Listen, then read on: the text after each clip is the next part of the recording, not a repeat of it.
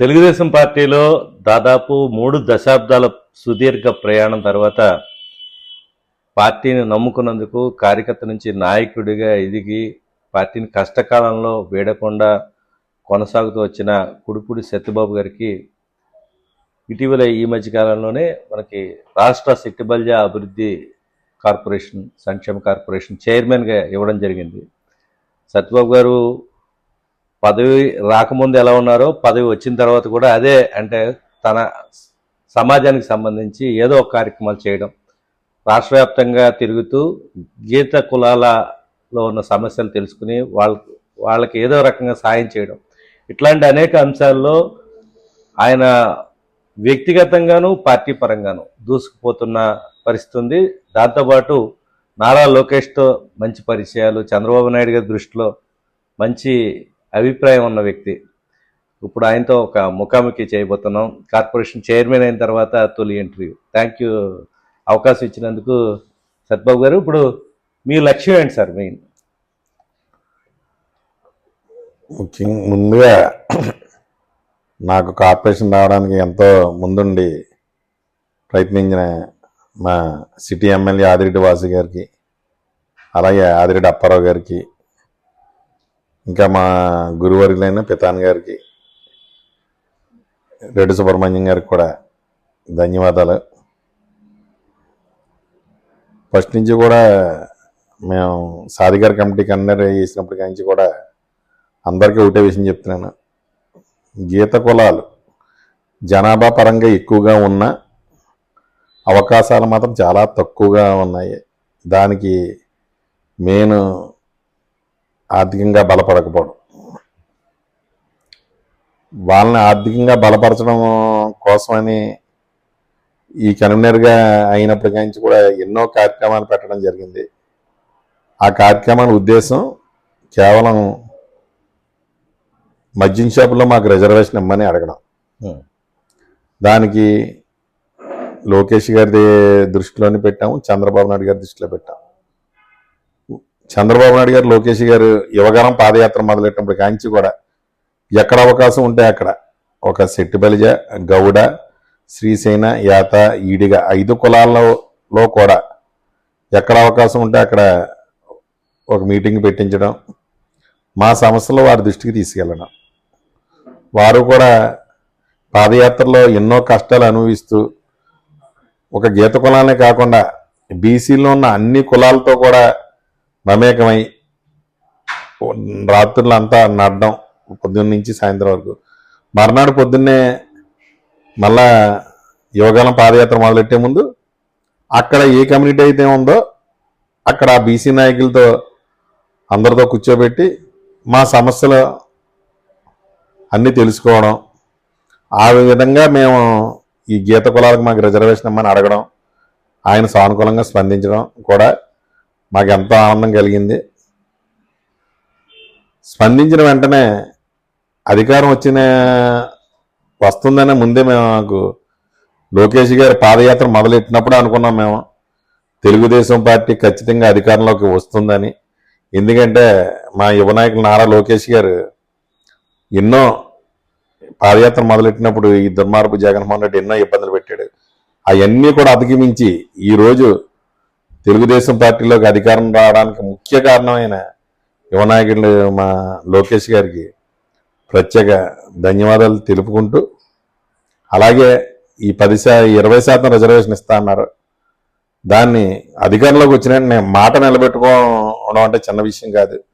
అధికారంలోకి వచ్చినట్టు మా చంద్రబాబు నాయుడు గారు, సీఎం చంద్రబాబు నాయుడు గారు, అలాగే మంత్రివర్యులు లోకేష్ గారు కూడా సానుకూలంగా స్పందించి 10% ఇవ్వడమే కాకుండా ఏ ప్రభుత్వాలు కూడా గీత కులాలను పట్టించుకున్నది లేదు. ముఖ్యంగా ఎన్నో ప్రభుత్వాలు వచ్చినాయి, కానీ ఈరోజు మాకు నిజంగా తెలుగుదేశం పార్టీలో పనిచేసినందుకు మాకు చాలా గర్వంగా ఉంది. దానికి కారణం ఏంటంటే ఈరోజు శెట్టిబలిజ, గౌడ, శ్రీసేన, యాత, ఈడిగ 5 కులాలకు కూడా 10% రిజర్వేషన్తో పాటు 50%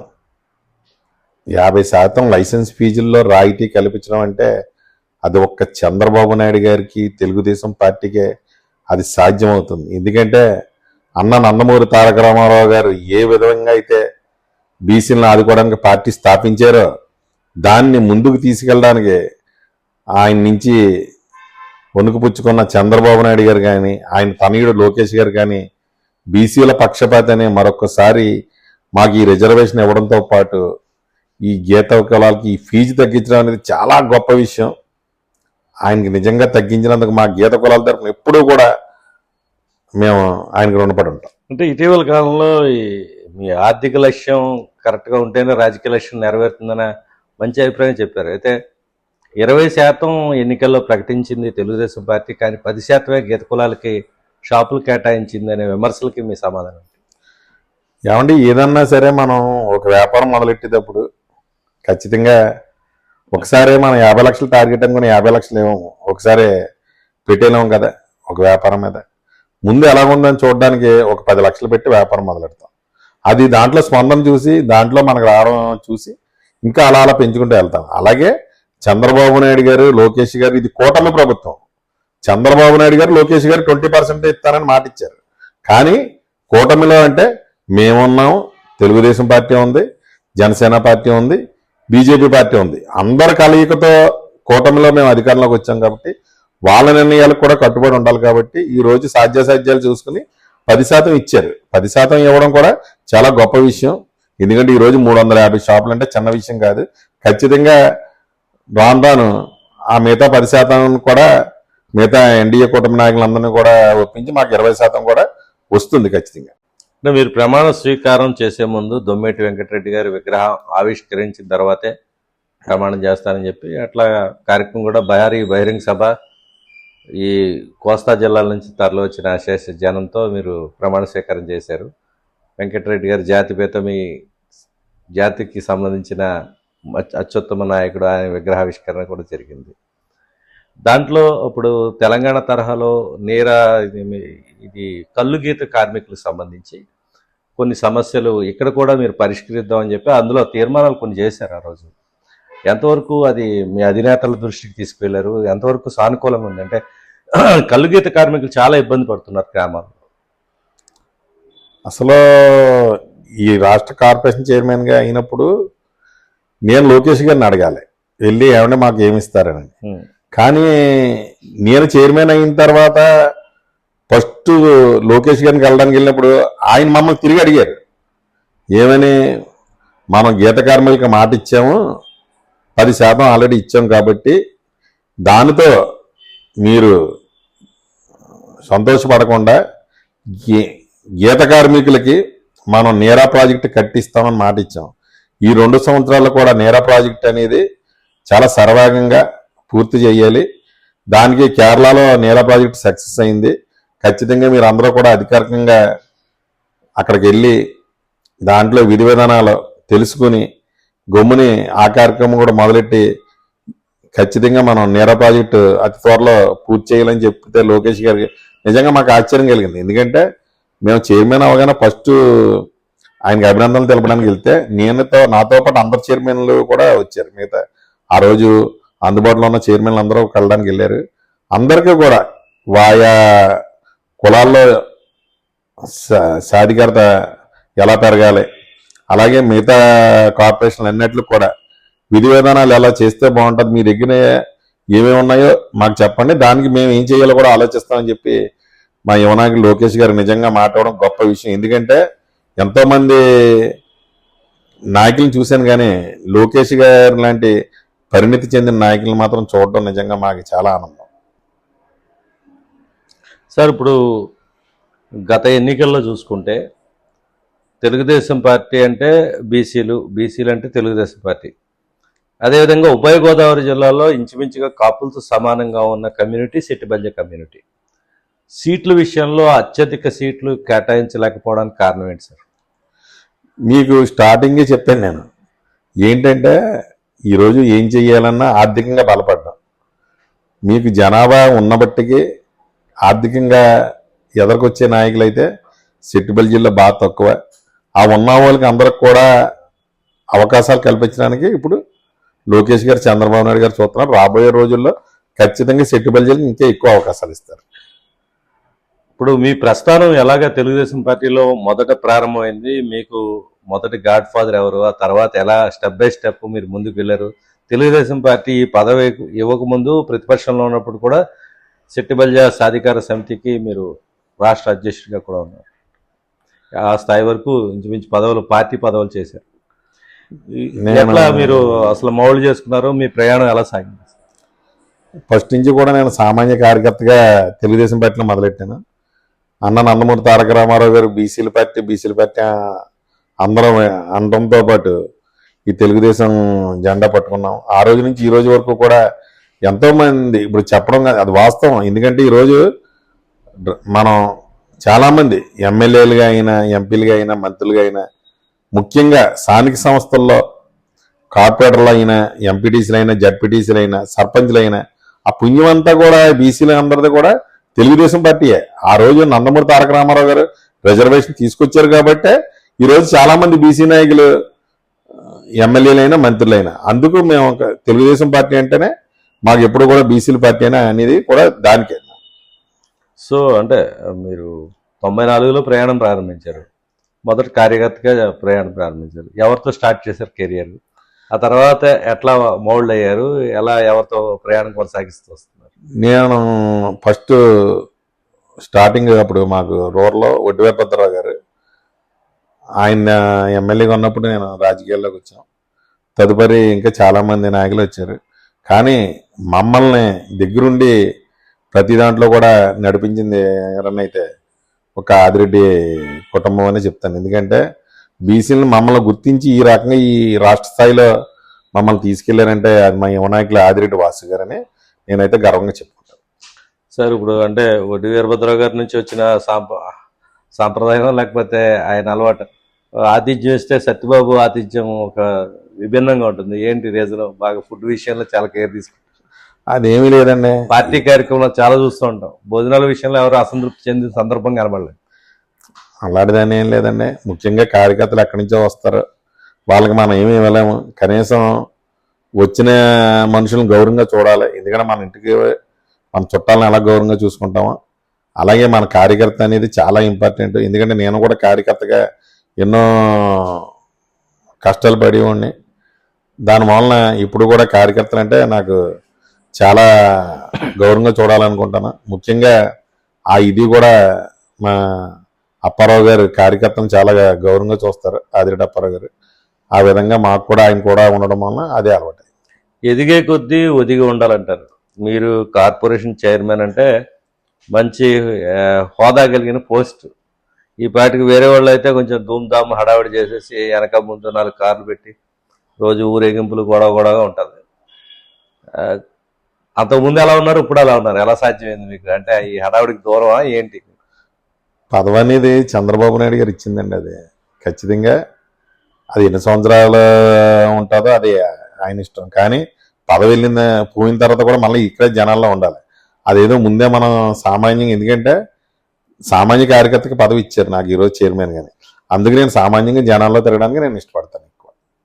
సార్ ఉభయ గోదావరి జిల్లాల్లో వచ్చే ఎన్నికల్లో శెట్టిబల్జలకు ప్రాధాన్యతకు సంబంధించి ఒక లాంగ్ రూట్ ప్లాన్ అయినా ఉందా మీ దగ్గర? ఎక్కువ పోస్టులు మనం పెట్టడం కానీ, లేకపోతే ఎక్కువ ఎమ్మెల్యే సీట్లు, ఎంపీ సీట్లు ఒకటైనా ఆశించడం, ఇట్లాంటి ప్రొఫార్మా అయిన కార్యాచరణ, సుదీర్ఘ కార్యాచరణ ముందే మీరు చెప్పారు ఆర్థికంగా పరిపుష్టిగా ఉండాలని చెప్పేసి. అలాంటి వాళ్ళు ఎవరున్నారు? వాళ్ళని గుర్తించడం, పార్టీ ఎక్కువ సీట్లు మాకు కేటాయించాలని కోరడం, ఇట్లాంటి కార్యాచరణ అయినా పెట్టుకున్నారు? ఖచ్చితంగా మీరు స్టార్టింగ్ చెప్పాను తెలుగుదేశం పార్టీ అంటే బీసీల పార్టీ అని. ఆ బీసీల పార్టీ అవడం వల్ల ఈరోజు నేను రాష్ట్ర కార్పొరేషన్ చైర్మన్గా ఎందుకంటే నేను మామూలు సామాన్య కార్యకర్తని. ఈరోజు శెట్టిబల్జీల్లో నన్ను గుర్తించి ఈరోజు చైర్మన్ హోదా ఇచ్చారు చంద్రబాబు నాయుడు గారు. అలాగే వాళ్ళ సామర్థ్యం కొద్ది ఇప్పుడు డబ్బు ఒకటే ఉంటే సరిపోదు, రాజకీయాలను జనానికి కూడా సేవ చేయాలి. అలా ఉన్నాను కాబట్టి ఈరోజు నేను చైర్మన్ అయ్యాను. ఖచ్చితంగా రాబోయే రోజుల్లో శెట్టిబల్జీలకి అయితే ఎక్కువ అవకాశాలు ఇవ్వాలని చెప్పి మేము చెప్పే ముందే వాళ్ళే నాయకత్వం పెంచడానికి చాలా ప్రయత్నాలు చేస్తున్నారు. కానీ వాళ్ళు ఇచ్చిన అవకాశాలను కూడా మనం కూడా వినియోగించుకోవాలి పార్టీలో. ఎందుకంటే ఎంతోమందిని తెలుగుదేశం పార్టీ ఇప్పుడు మన యువ నాయకులకి ఒకరికి మా ఎమ్మెల్యే రావడంతోనే ఎమ్మెల్యే ఇచ్చి మంత్రి ఇచ్చారు సుభాష్ గారికి. అలాగే ఇప్పుడు పార్టీ ప్రోత్సహిస్తుంది, కానీ ప్రోత్సహించినందుకు దాన్ని కూడా మనం సద్వినియోగం చేసి కులాలను పురోగతి సాధిస్తే కింద వాళ్ళు, ఎందుకంటే పదవులందరికీ న్యాయం చేయలేరు చంద్రబాబు నాయుడు గారు, కొంతమందికి ఇస్తారు. ఆ కొంతమంది కిందకి వెళ్ళి మిగతా వాళ్ళని సాధికారత ఇలాగ పార్టీ తరపున కొద్దిగానే మనం వాళ్ళకి సహాయ సహకారాలు అందిస్తే వాళ్ళు కూడా ఖచ్చితంగా నాయకత్వంలో పెరగడానికి అవకాశం ఉంటుంది. అంటే అనుకున్న స్థాయిలో సీట్లు మన మీ పార్టీ ఇవ్వలేకపోయింది. బ్యాక్ బోన్ టీడీపీకి బీసీలు, మీ పార్టీ సెట్టిబల్జలకి ఎక్కువ సీట్లు కేటాయించలేదు అన్నది వాస్తవం. గెలవకపోవచ్చు వాళ్ళు, వేరే విషయం. కానీ వైసీపీ వాళ్ళు ఎక్కువ సీట్లు మన చుట్టూ ఎక్కువ ఇచ్చారు. దీన్ని ఎలా చూడాలి? మీకు స్టార్టింగ్ చెప్పాం 10% ఇచ్చి 20% ఇస్తానని 10% ఇచ్చారని, అంటే 10% తెలుగుదేశం పార్టీగా 20% మాట ఇచ్చారు. కానీ ఎన్డీఏ కూటమిలోకి వెళ్ళిన తర్వాత అందరి నిర్ణయాలు ఉంటాయి. అలాగే ఫస్ట్ అయితే ఒక పార్టీ తెలుగుదేశం పార్టీ అయితే సెట్టిబల్జీలకు అధికంగా సీట్లు ఇద్దరు చంద్రబాబు నాయుడు గారు. కానీ ఇక్కడ అనుకోకుండా మాకు జనసేనతో పాటు బీజేపీ మొత్తం 3 పార్టీలు కలిపి వచ్చింది కాబట్టి 3 పార్టీలతో కలిపి నిర్ణయాలు తీసుకోవాలి కాబట్టి అనుకోకుండా 2 సీట్లకే కేటాయించింది. ఎందుకంటే ఎన్డీఏ కూటమి అంటే మొత్తం అందరికీ కూడా సమాన అవకాశాలు ఇవ్వాలి. దాని మూలం మేము కొంచెం వాళ్ళకే ఆ పార్టీతో ఈ పార్టీతో అందరి సర్దుబాటు చేసుకోవాలి కాబట్టి ఖచ్చితంగా 2 సీట్లు ఇచ్చింది. 2 సీట్లు మేము నెగ్గాము.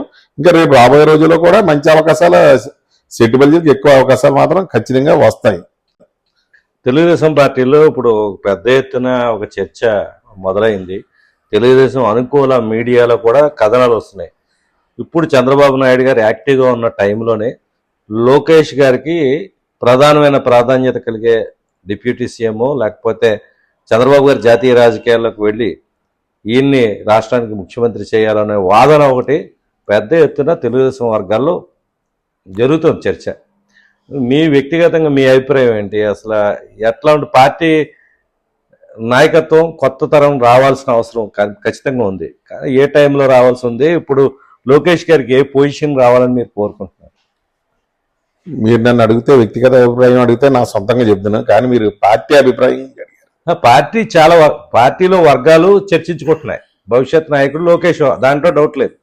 డిప్యూటీ సీఎం ఆయనకి ఇవ్వాలన్నది డిమాండ్ ఒకటే. లేదు కొంతమంది అయితే ముఖ్యమంత్రి ఇచ్చి జాతీయ రాజకీయాల్లో చంద్రబాబు గారు ఉంటే బాగుంటుంది, ఇప్పుడు కూటమి టైం కాబట్టి ఆయన ఢిల్లీలో చక్రం తిప్పి రాష్ట్రానికి ఎక్కువ ప్రయోజనాలు చేకూర్చి ఇప్పటి నుంచి లోకేష్ గారికి దగ్గరుండి ట్రైన్ అప్ చేయాల్సిన అవసరం ఉంది పార్టీకి అన్నది ఒక వాదన ఉంది. ఇది తెలుగుదేశం పార్టీ ఉన్న అనుకూల మీడియాలో కథనాలు. వేరే వాళ్ళు అనుకుంటే వేరే వాళ్ళు అనుకోవచ్చు. ఆ అనుకూల కథనాల మీద పార్టీలో ఇంటర్నల్ చర్చ కూడా గట్టిగా నడుస్తుంది. తెలుగుదేశం పార్టీలో ఎవరికి ఏమవ్వాలో మా నాయకులు చంద్రబాబు నాయుడు గారికి తెలుసు. ఆయన నిర్ణయాల మేరకు ఏదైతే మేము దానికి కట్టుబడి ఉంటాం. ఇప్పుడు కూడా అంటే మీ వ్యక్తిగతంగా అడిగితే వ్యక్తిగతం మీకు అదే చెప్తున్నాను, పార్టీలో ఉన్నప్పుడు వ్యక్తిగతం ఉండదండి. పార్టీలో నేను కార్పొరేషన్ చైర్మన్ అండి, నాకు వ్యక్తిగతం ఉండదు. ఎందుకంటే ఏదన్నా సరే పార్టీ మా సుప్రీం చంద్రబాబు నాయుడు గారు. చంద్రబాబు నాయుడు గారు వాళ్ళ పార్టీని కష్టకాలంలో ఉన్న మేము 18 సీట్లతో ఉన్న వాళ్ళం ఈరోజు 161 సీటు వచ్చిందంటే కేవలం మా చంద్రబాబు నాయుడు గారు ఆలోచన విధానాలే ఈరోజు మమ్మల్ని ముఖ్యమంత్రిగా ఆయన్ని, కానీ మాకు ఈరోజు ఇంతమందికి పదవులు వచ్చినాయి అంటే కేవలం అది చంద్రబాబు నాయుడు గారి విజనరీ. ఆయన ఏం చెప్తే మేము అది చేయడమే మా పని. సార్, ఇప్పుడు గత అధికార పార్టీ వైసీపీ అధికారంలో ఉన్నప్పుడు దాదాపు 56 కార్పొరేషన్లు వేసింది. కుర్చీలు బెంచీలు లేవని మీరు అందరూ కూడా విమర్శించేవారు. నిధులు లేవు, విధులు లేవు అన్నది ఆ పాలనలో జరిగిన పరిస్థితులు గమనిస్తే తెలుస్తుంది. ఇప్పుడు చంద్రబాబు నాయుడు గారు నియమించిన ఈ పాలక వర్గాలు లేకపోతే ఏవైతే నామినేటెడ్ పోస్టులు ఇచ్చారో వాటికి విధులు నిధులు ఇచ్చే అవకాశం ఉందా? దీని ద్వారా ఏం చేద్దాం అనుకుంటున్నారు? 100కి 100% నిధులతోనే కార్పొరేషన్లు ఉంటాయి.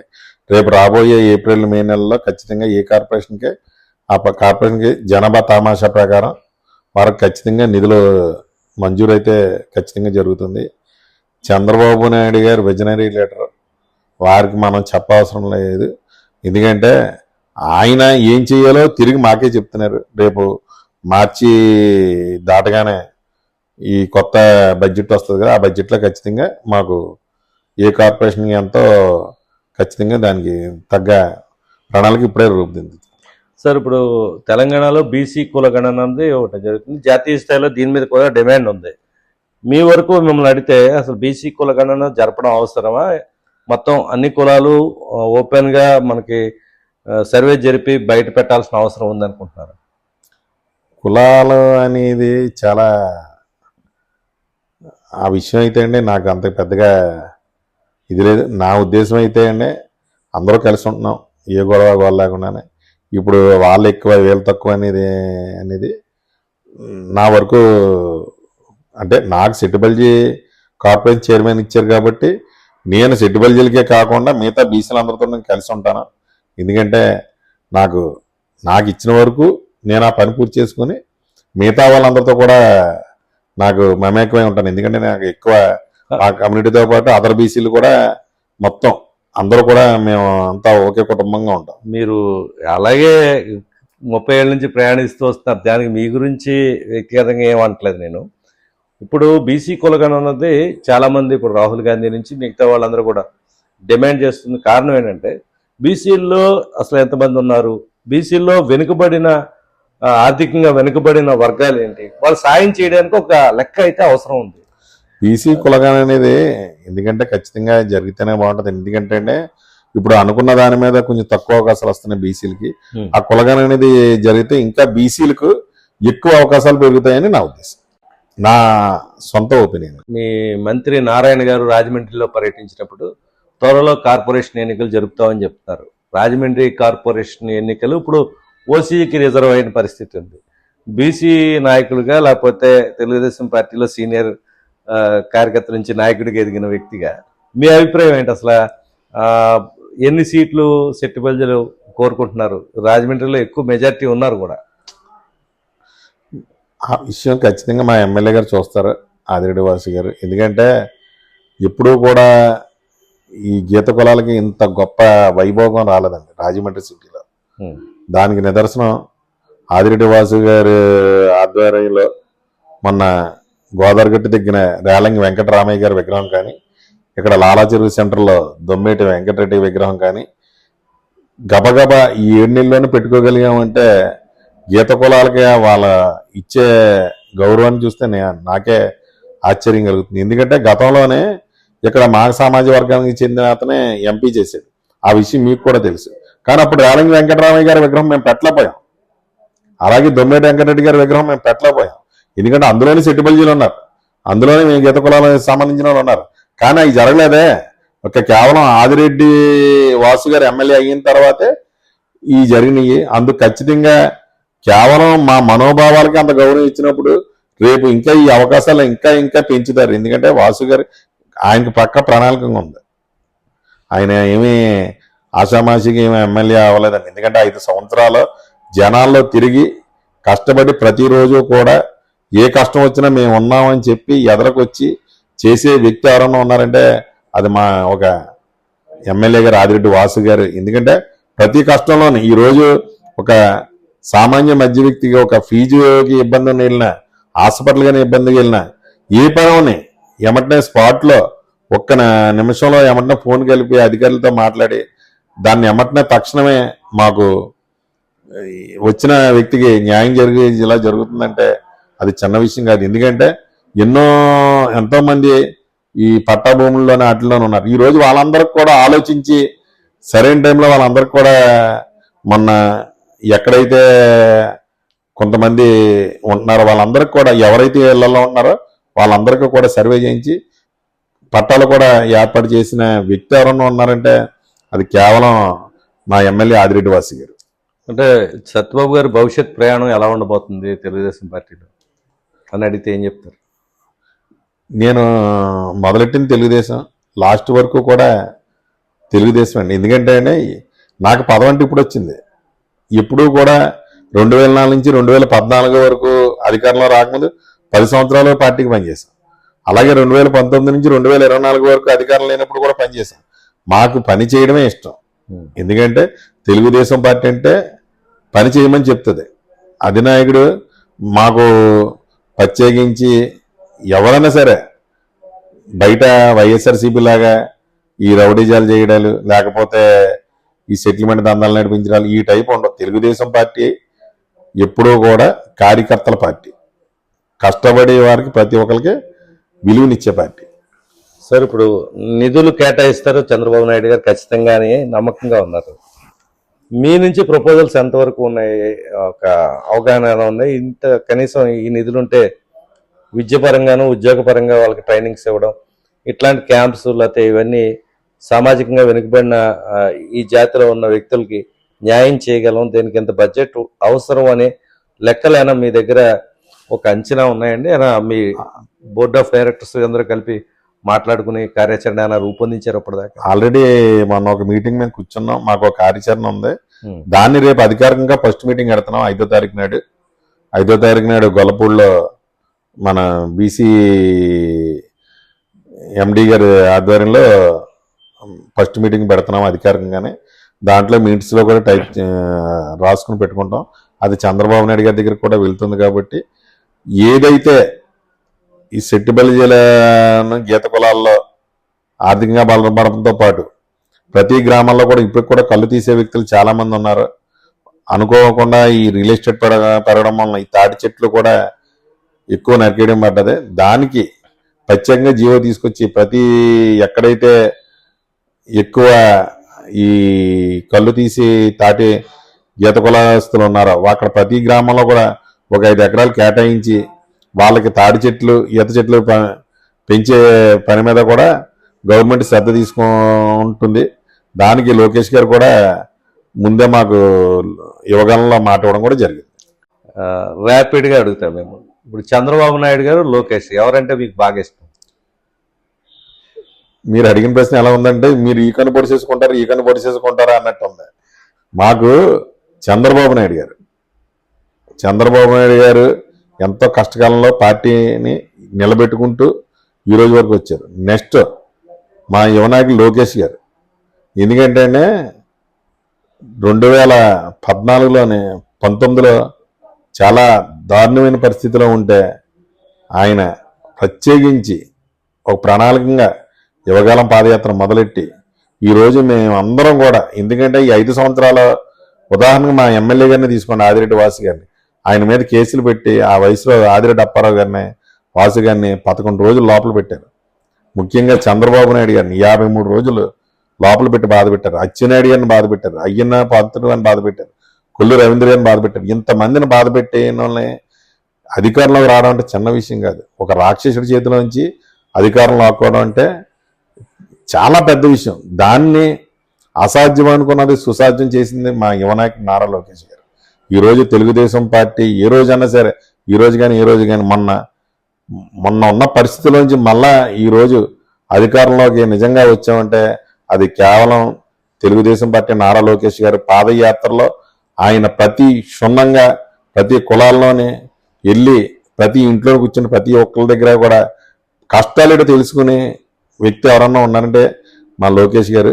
ఆయన చేసిన పాదయాత్రలో వల్ల ఈరోజు తెలుగుదేశం పార్టీ నిజంగా అధికారంలో రావడం, ఆయనకి ఎలా చెయ్యాలో వెనక నుంచి ప్రతిదీ కూడా చంద్రబాబు నాయుడు గారు ఆయన ఓ పక్కన పాదయాత్ర చేస్తుంటే చంద్రబాబు నాయుడు గారు ఈ దుర్మార్గుడి మీద యుద్ధం చేసేవారు.